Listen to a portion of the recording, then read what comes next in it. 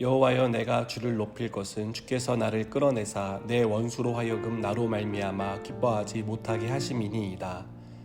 여호와 내 하나님이여, 내가 주께 부르짖음에 나를 고치셨나이다. 여호와여, 주께서 내 영혼을 스올에서 끌어내어 나를 살리사 무덤으로 내려가지 아니하게 하셨나이다. 주의 성도들아, 여호와를 찬송하며 그의 거룩함을 기억하며 감사하라. 그의 노염은 잠깐이요 그의 은총은 평생이로다. 저녁에는 울음이 깃들일지라도 아침에는 기쁨이 오리로다. 내가 형통할 때 말하기를 영원히 흔들리지 아니하리라 하였도다. 여호와여, 주의 은혜로 나를 산같이 굳게 세우셨더니 주의 얼굴을 가리심에 내가 근심하였나이다. 여호와여, 내가 주께 부르짖고 여호와께 간구하기를 내가 무덤에 내려갈 때 나의 피가 무슨 유익이 있으리요 진토가 어떻게 주를 찬송하며 주의 진리를 선포하리이까. 여호와여, 들으시고 내게 은혜를 베푸소서. 여호와여, 나를 돕는 자가 되소서 하였나이다. 주께서 나의 슬픔이 변하여 내게 춤이 되게 하시며 나의 베옷을 벗기고 기쁨으로 띠우셨나이다. 이는 잠잠하지 아니하고 내 영광으로 주를 찬송하게 하심이니 여호와 나의 하나님이여, 내가 주께 영원히 감사하리이다. 아멘. 몇 달 전 집에서 사용하던 건조기가 고장이 났습니다. 사실은 이 고장은 몇 달 전에 처음 일어난 일이 아니라 그 이전부터 빈번히 있었던 고장이기도 합니다. 그때마다 제가 그 고장난 부분들을 어떻게 해서 임시방편으로 고쳤고 그래서 잘 사용을 했습니다. 하지만 이번에는 아무리 해도 되지 않아서 어쩔 수 없이 서비스 센터에 전화를 해서 요청을 했습니다. 수리기사님이 오셔서 여기저기 살펴보더니 이것은 기판을 교체해야만 수리가 완료된다라고 말씀하셨습니다. 수리비를 지급하고 수리를 마친 이후에 건조기는 아무 일이 없다는 듯이 잘 작동하고 있습니다. 그때 제가 깨달은 것은 내가 할 수 없는 일이 너무나 분명하구나 라는 것이었습니다. 저는 고장이 나면 임시 조치는 어떻게 할 수 있지만 그 이상 말을 듣지 않는 고장난 부분에 대해서는 근본적인 수리를 할 수 없다는 것을 깨달은 것입니다. 그리고 그때는 서비스 센터에 수리 요청을 하면 금방 해결이 된다는 사실도 알게 되었습니다. 내가 할 수 없는 것이 명확할 때 우리가 취해야 할 태도는 도움을 요청하는 것입니다. 나는 할 수 없지만 그것을 할 수 있는 실력과 능력을 가진 누군가에게 도움을 요청하면 내가 하지 못했던 일이 완성되는 것을 봅니다. 우리 인생에도 고장난 건조기를 마주하는 것처럼 우리가 풀 수 없는 문제, 우리가 가진 실력과 능력으로는 도저히 해결하지 못하는 그런 일들을 만납니다. 그때 우리가 해야 할 일은 내가 할 수 없는 문제를 주님께 가져가는 것입니다. 주님께서 풀어주시도록 주님이 해결해 주실 것을 믿고 주님께 가져가는 것입니다. 이것은 문제의 주도권을 나에게서 하나님께로 옮기는 것을 의미합니다. 내 인생의 주도권을 내가 아닌 주님께 드릴 때 우리는 그 문제가 해결되고 아름답게 완성되는 것을 보게 될 것입니다. 다윗은 무덤까지 내려갔습니다.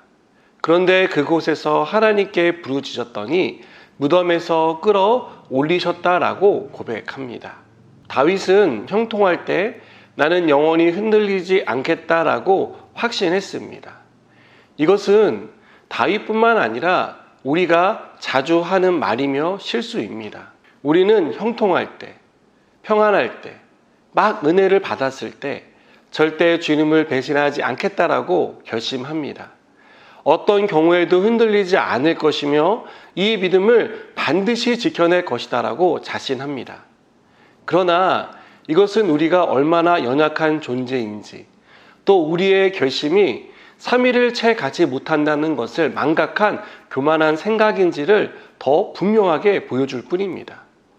우리는 위급한 일을 만날 때, 인생이 고장난 것 같은 일을 만날 때 급격하게 흔들립니다.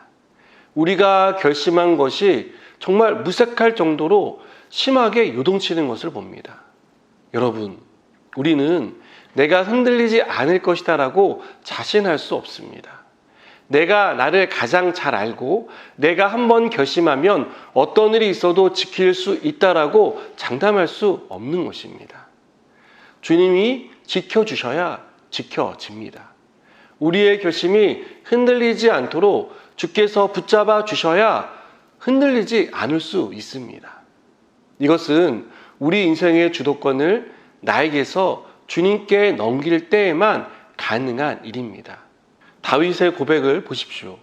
다윗은 2절에서 주께서 나를 끌어내사라고 말합니다. 또 3절에서 주께서 내 영혼을 수월에서 끌어내어라고 말하는 것을 봅니다. 그리고 7절에서도 주의 은혜로 나를 산같이 굳게 세우셨다라고 말합니다. 11절에서는 주께서 나의 슬픔이 변하여 내게 춤이 되게 하시며 나의 베옷을 벗기고 기쁨으로 띠우셨나이다 라고 고백합니다. 다윗은 모두 주께서 하셨다라고 말합니다. 내가 했다라고 말하지 않는다는 것을 우리는 주목해야 합니다. 내 능력으로 내가 가진 어떤 힘으로 했다라고 다윗은 결코 말하지 않습니다. 내가 할 수 없는 것을 주님이 하셨다라고 고백합니다. 인생의 주도권을 나에게서 주님께로 옮겼더니 내가 할 수 없는 일, 내 능력 밖에 있었던 그 일들이 주님 때문에 이루어졌다라고 그는 고백하는 것입니다. 여러분, 우리 인생의 주도권을 나에게서 하나님께로 옮기시기 바랍니다. 내가 주도권을 가지고 있으면 할 수 없는 것, 풀리지 않는 의문들 때문에 울음과 슬픔만 있을 뿐입니다. 그러나 하나님께 우리 인생의 주도권을 맡기면 기쁨이 찾아옵니다. 슬픔이 변하여 춤이 되게 하시고 우리의 베옷을 벗기고 기쁨으로 띠를 띄워주십니다.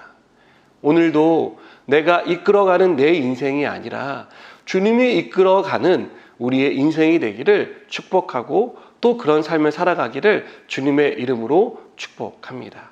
기도하시겠습니다.